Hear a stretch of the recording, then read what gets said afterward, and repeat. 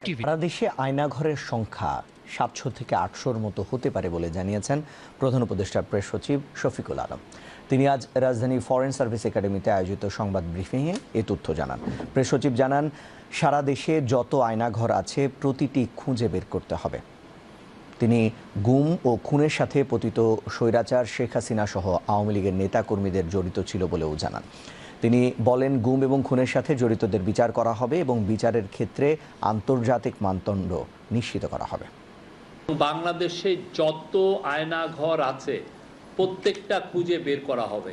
সোফার আমাদের কাছে গুম কমিশনের ইনভেস্টিগেশন অনুযায়ী এবং সিকিউরিটি ফোর্সে যা ইনভেস্টিগেশন করেছে আমরা জেনেছি এটার সংখ্যা কয়েকশো, মেবি ৭০০ থেকে ৮০০, এবং এইটা আরও বের হচ্ছে।